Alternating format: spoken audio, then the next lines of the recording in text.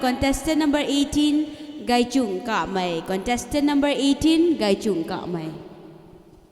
Respected judges, brothers and sisters, and my dear fellow friends, my name is Gai Chung Kamai. I come all the way from Uchuakawai village. And today I'll be singing a song which has been sung by our late Guru Jengam, Hoigang Puikon.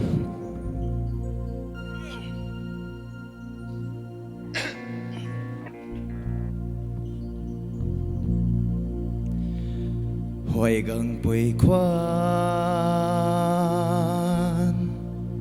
Chu Lau Puki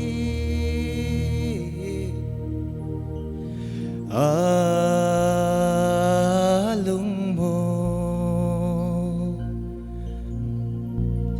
Bam Kai Thuy Lage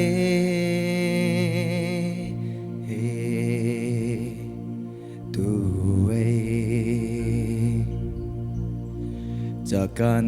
ง่ายกว้างตั้งตุกุมนาเท่ากันไม่ต้านรอยกวยไตมากุมเหล่าผู้กีมุนจีนายตานิ่งเต้ากวางมีเขากวางนาเฮาบำกุมเท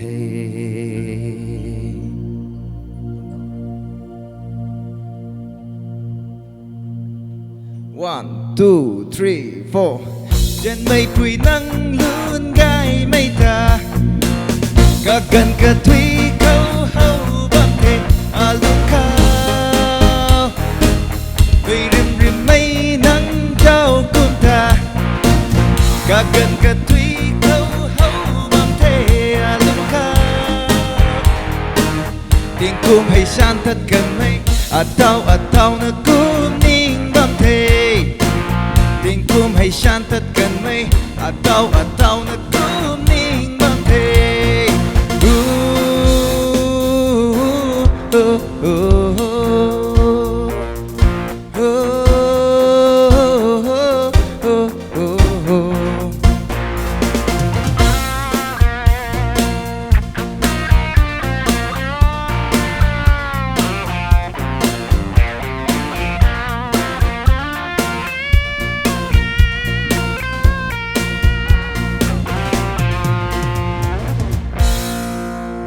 Hoigang Puikon Chu Lau Puki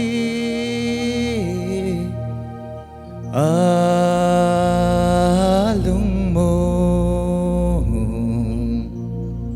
Bam Kai Thuy Lage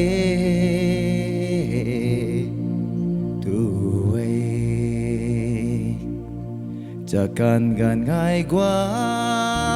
งตั้งตุกุมนาเท่ากันไม่ต้านรอยกวยไตมากุมเหล่าผู้กีมุนจีนายตะนิ่งเต้ากวางมีเขากวางนาเฮาบำกุมเทThank you.